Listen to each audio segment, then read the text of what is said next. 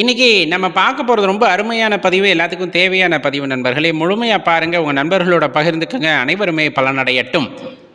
அனைவருக்கும் கோபிநாத்தின் அன்பு வணக்கங்கள் நண்பர்களே. வெற்றிலை அப்படின்னு ஒரு அற்புதமான மூலிகை இருக்கு. அதை பத்தி தான் இன்னைக்கு நம்ம பார்க்க இருக்கோம். வீட்டில் வெற்றிலை வளர்ப்பவர்களாக இருந்தால் கண்டிப்பா பாருங்க அப்படிங்கிறது தான் தலைப்பு. வெற்றிலை அப்படிங்கிறத வீட்டில் வச்சா செல்வம் மலரும் அப்படின்னு சொல்ல கேள்விப்பட்டிருப்போம். செல்வம் மலருதோ இல்லையோ உடலுக்கு நிறைய நன்மைகள் உண்டு. அதைத்தான் இந்த இடத்துல பார்க்க இருக்கோம். ஒவ்வொன்றா பார்க்கலாம் நண்பர்களே. பொதுவாக வீட்டில் வெற்றிலை கொடி அப்படிங்கிறது சாதாரணமாக வளரதில்ல. நல்ல ஈரப்பதம், மிதமான வெப்பம் இதெல்லாம் இருக்குது அப்படின்னா அந்த வீட்டில் வெற்றிலை கொடி வந்து வளர்ந்தோங்கும் அப்படின்னு சொல்லுவாங்க. வெற்றிலை கொடியை நடும்போது ஒரு 5 ரூபா காசை வச்சு நடுங்க, மஞ்சள் குங்குமம் வச்சு வளர்த்துவாங்க.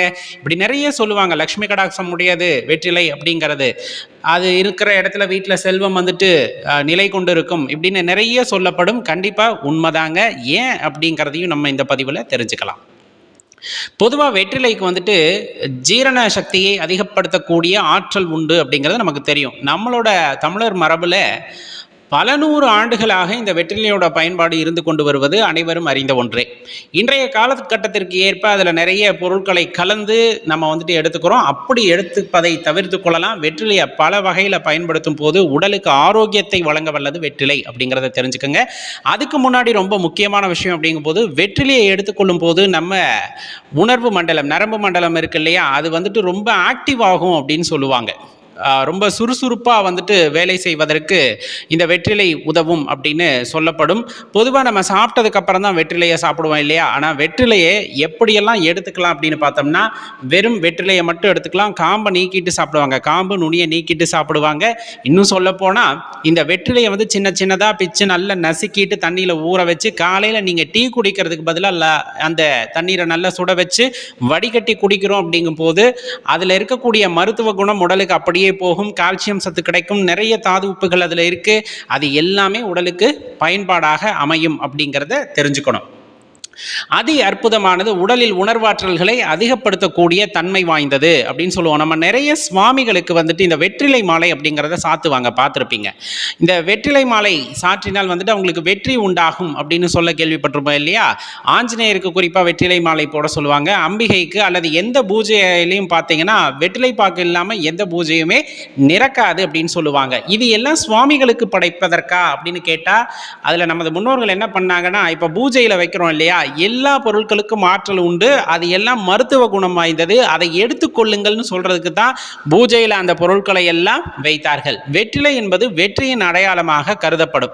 வெற்றியின் அடையாளம் அப்படிங்கும் போது பார்த்தீங்கன்னா, ஒரு தன்னம்பிக்கை உண்டாக்குவது, அதில் தொடர்ந்து செயல்பட வைப்பது, இது போல ஆற்றல்களை உண்டாக்குவதற்கான அந்த ஒரு அற்புதமான தன்மையும் இந்த வெற்றிலைக்கு உண்டு அப்படின்னா அதில் மாற்று கருத்தே இல்லை. இப்போ வெற்றிலையை மட்டும் சாப்பிடலாமா? கண்டிப்பாக சாப்பிடலாம். அது நீள் வாக்கில் கிழிச்சு சாப்பிடக்கூடாது. 2 பேர் சாப்பிட்றோம் அப்படின்னா குறுக்கு வாட்டில் வந்துட்டு அதை கிழிச்சு சாப்பிட்றது உத்தமம் அப்படிங்கிறத தெளிவாக தெரிஞ்சுக்குங்க.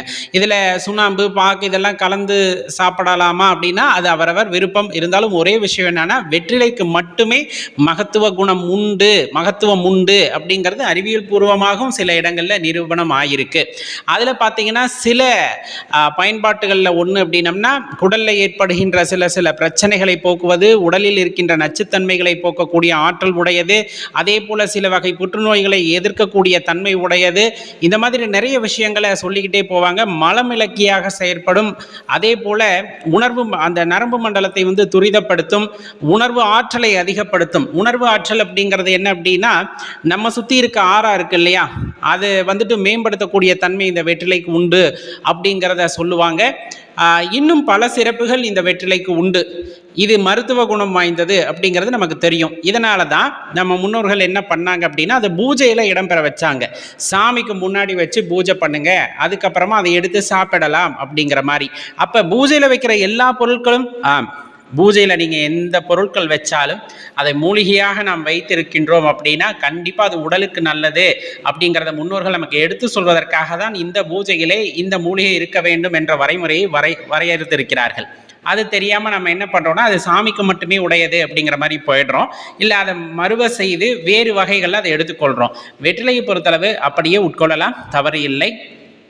அது உடலுக்கு நன்மை பயக்கக்கூடியது. அது எவ்வாறு செல்வத்தை பெருக்குகிறது அப்படின்னு பார்த்தா, உடல் ஆரோக்கியம் இருக்கிற இடம். அதே போல் ரொம்ப துரிதமாக நாம் செயல்படுகின்றோம். இதெல்லாம் இருந்துன்னா கடினமான வேலைகள் செய்வோம். கடினமாக வேலைகள் செய்வதன் மூலமாக பணம் அதுவாக சேரும். கடின உழைப்பு இருக்கின்ற இடத்துல பணம் சேரும். இன்னொன்று, இந்த மாதிரி மருத்துவ பயனுள்ள தாவரங்களை அல்லது மூலிகைகளை எடுத்துக்கொள்ளும் பொழுது உடலுக்கு எந்த உபாதையும் வராது. மருத்துவ செலவு அப்படிங்கிறது இருக்காது. ஒரு இடத்துல நீங்கள் மருத்துவ செலவு செய்யலை அப்படின்னாலே என்ன ஆகும் அப்படின்னா, வீட்டில் சேமித்த பணம் அப்படிங்கிறது அப்படியே இருக்கும். அப்போ நம்ம செல்வந்தராக இருப்போமா இல்லையா அப்படிங்கிறத தான் நீங்கள் கேட்டுக்கணும். அப்போ இந்த ஜீரண உறுப்புகள் சரியாக செயல்படுகின்றன அப்படிங்கும் போதே மனிதனுக்கு பாதி பிரச்சனை வந்துட்டு வராமல் போயிடும். அப்படி அந்த பிரச்சனை உடல் உபாதைகள் இல்லை அப்படின்னா உண்மையாகவே ஆரோக்கியமாக இருக்கக்கூடிய அவர் செல்வந்தராக பணக்காரராக இருப்பார் அப்படின்னா அதில் மாற்று கருத்து இல்லை. இது உண்மையா பொய்யா அப்படிங்கிறத நீங்களே கேட்டு பாருங்க. ஆம் அப்படின்னு நினைச்சீங்கன்னா கீழே அது குறித்த கமெண்ட்ல பதிவு பண்ணுங்க. இல்லைன்னு நினைச்சாலும் ஏன் அப்படிங்கிறத பதிவு பண்ணுங்க நண்பர்களே. ரொம்ப ஆரோக்கியமாக இருப்பதற்கு வெற்றிலை ஒரு சிறந்த உதாரணம். அல்லது அது ஒரு மூலப்பொருள் பார்த்தீங்க அப்படின்னா உடலுக்கு ஆரோக்கியத்தை தரவல்லதுன்னு தெரிஞ்சுக்கிட்டு வாரத்துக்கு ஒரு முறையாவது எடுத்துக்குங்க. உடல்ல இருக்க சில கழிவுகளை வெளியேற்றுவதற்கு இந்த வெற்றிலை உதவும் அப்படின்னு தெரிஞ்சுக்குங்க. மறக்காம இந்த பதிவு உங்க நண்பர்களோட குறிப்பா பகிர்ந்துக்குங்க. அவங்களும் பலனடையட்டும்.